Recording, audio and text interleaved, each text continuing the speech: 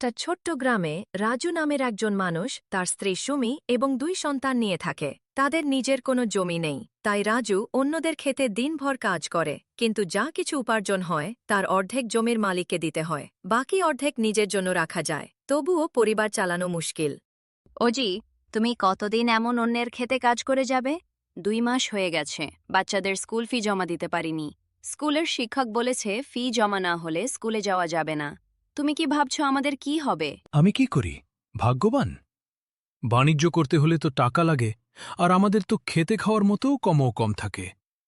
আমি চেষ্টা করি, তবু সব ফসল নষ্ট হয়ে যায়। আমি বারবার বলেছি তুমি নিজস্ব ব্যবসা শুরু করো। যদি আমরা একসাথে কাজ করি তাহলে আমাদের পেট ভরে খাবে, বাচ্চারা স্কুলে যাবে, ঋণও কমে যাবে, আমাদের জীবন আনন্দময় হবে। ঠিক আছে, আমি দীনেশ স্যারের কাছে যাব। হয়তো তিনি আমাকে সাহায্য করবেন। আমি শোধ করব। পরদিন সকালে রাজু মাঠে গেল। গরমে ঘাম ঝরে ঝরে সে অন্যের জমিতে কাজ করছিল। ধানের বীজ রোপণ, জল দেওয়া, আগাছা তোলা, সবই নিজের চেষ্টায়। এত কাজ, তবু লাভ নেই। যদি ব্যবসা শুরু করতে পারতাম।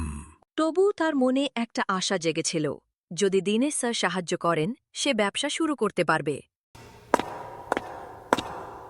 দীনেশ স্যার, দয়া করে আমাকে সাহায্য করুন। আমি কিছু ঋণ চাই। বাচ্চাদের স্কুল ফি দিতে হবে, আর ব্যবসা শুরু করতে চাই। রাজু, তুমি আগেও ঋণ নিয়েছ, এখনো শোধ করনি, আবার কি আশা রাখছ? দয়া করে এবার সাহায্য করুন। আমি অঙ্গীকার করছি সমস্ত টাকা শোধ করব। আপনার উপর আমার বিশ্বাস আছে। ঠিক আছে রাজু, আমি জানি তুমি পরিশ্রমী ও সৎ। এটি নাও তোমার ব্যবসা শুরু করার জন্য। রাজু খুশি হয়ে বাড়ি ফিরল এবং সুমিকে সব ঘটনা জানাল। অজি, তুমি ঠিকই করেছ। এবার আমরা একসাথে ব্যবসা শুরু করব, আর ক্ষেতের কাজ আর করতে হবে না। ঠিক আছে, আমরা ধাবা খুলব। কম খরচে সস্তা খাবার। সবাই খুশি হবে। আমরা কি 30 রুপিতে পেট ভরা খাবার দেব? এতে খরচ কম, লাভও হবে। আমরা ডাল, ভাত, রুটি এবং পোলাও রাখি। সুমি রান্না শুরু করল, রাজু দোকান সাজালো, টেবিল চেয়ার বসালো। গ্রামের চারপাশে খাবারের গন্ধ ছড়িয়ে পড়ল। ওরে ভাই, তুমি ধাবা খুলেছ, আমাদেরও জানাওনি। আমাদের ব্যবসা শুরু হয়েছে, খেয়ে দেখো।